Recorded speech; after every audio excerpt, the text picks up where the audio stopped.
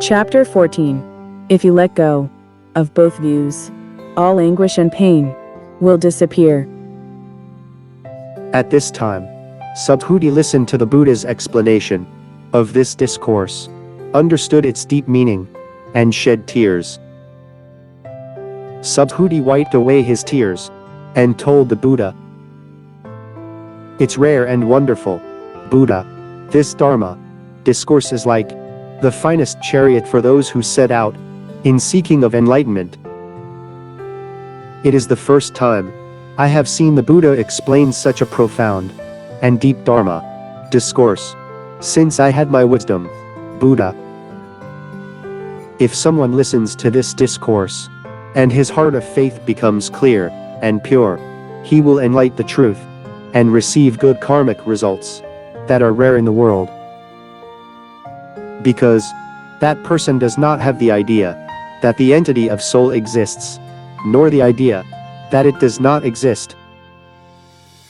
That is because he knows that the idea that there is an entity of the soul is the same as the idea that there is no entity of the soul.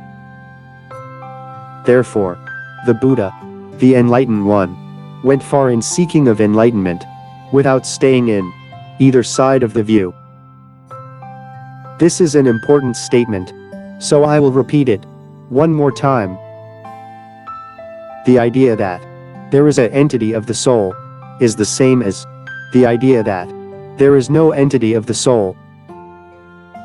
The interpretation of this is that it does not stay in the idea that there is an entity of the soul, but does not stay in the idea that there is no entity of the soul, and this state is known as having no entity of the soul. To further explain that there is no entity of the soul, it is neither nothings nor a fixed entity. So it can fill an immeasurable hole, or it can enter a small creature, like an ant, and repeat samsara. At this time, the Buddha told Subhuti, "Yes, Subhuti, if a person listens to this discourse and is not surprised, not afraid, and not terrified, then that person will be a person with the highest level of wonder. If so, what could be the reason for that?" Subhuti, this is because he knows that the practice of wisdom, as spoken by the enlightened, is the same as not practicing wisdom.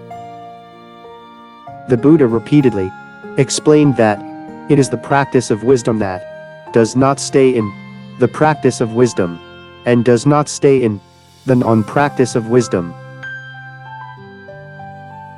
Does Subhuti know anything about patience? Yes, Buddha, patience means wisdom, obtained through enduring.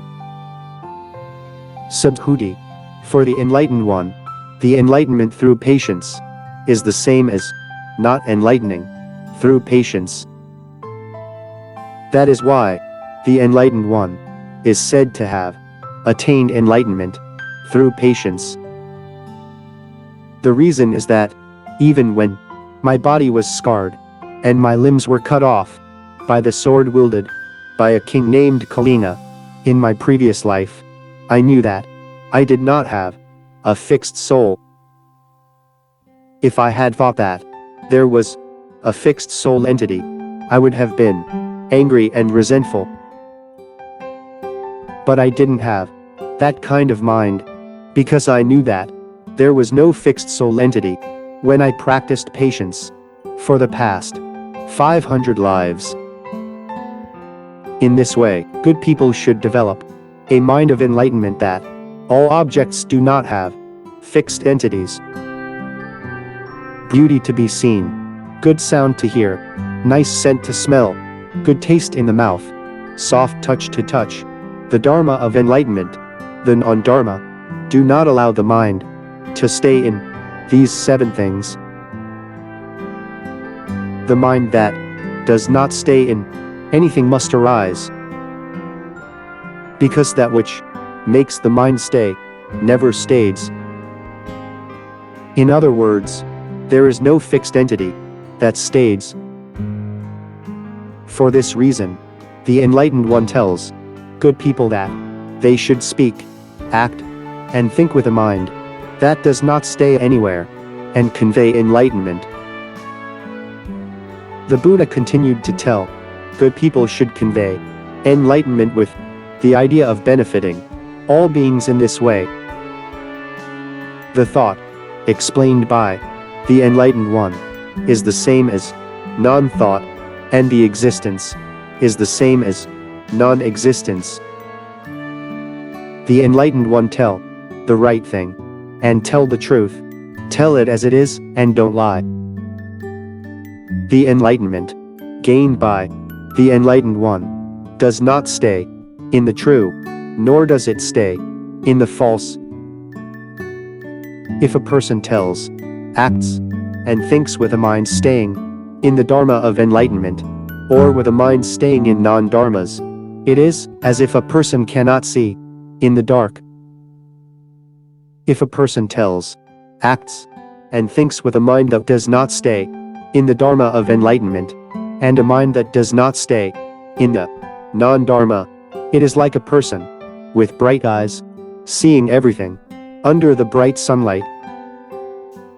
Good Subhuti, if there are good people in the future world who will accept, read and understand this Dharma talk and show it to others, because enlightenment sees and knows that person will receive unimaginably great and immeasurable good karmic results.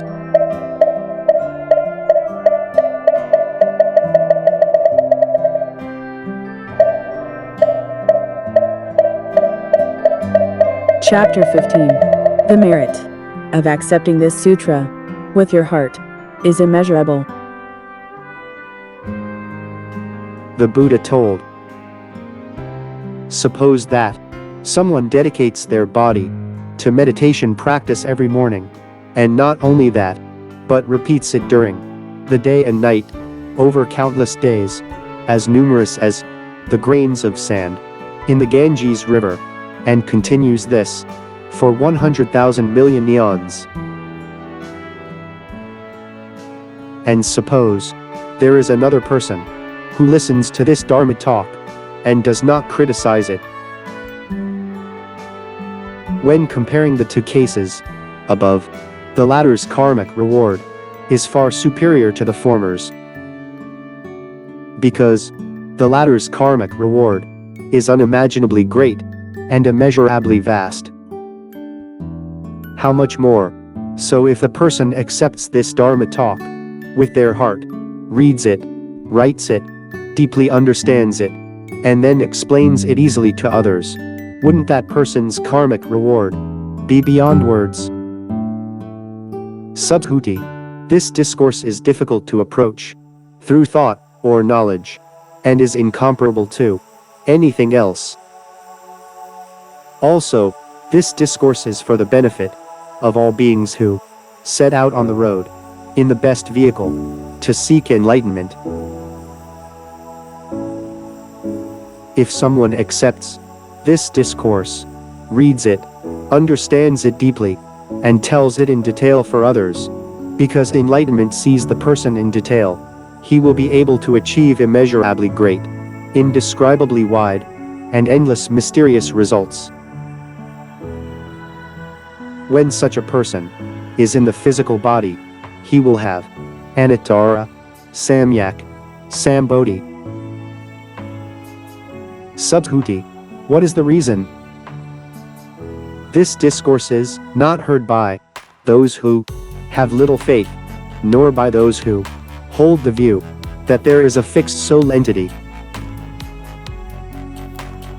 Therefore, they will not be able to receive, read, or deeply understand. Subhuti, if a person, wherever he is, thinks of this Dharma, all the gods from the heavenly realm and the hellish realm will come and respectfully serve him. Because this place is like a pagoda that enshrined the Buddha, they will greet it and walk around it, scattering all kinds of beautiful flowers and incense.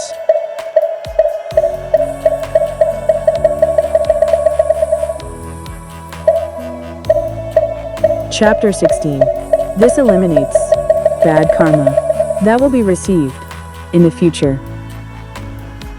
But Subhuti, if a good person receives, reads deeply, understands the Dharma discourse, engraves it in his heart, and shows it to others in detail, and yet is insulted by others, what is the reason?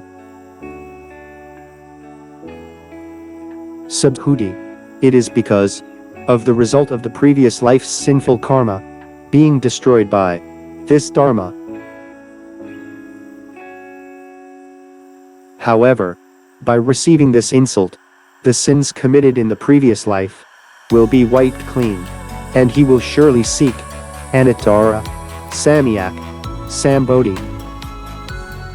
If I think about the time of the past, over tens of billions of millions of years before I met the Lotus Lantern Buddha, I met and saw all the innumerable Buddhas of 8.4 billion Nayutas, made offerings to all of them, followed their will, and did not pass by a single one.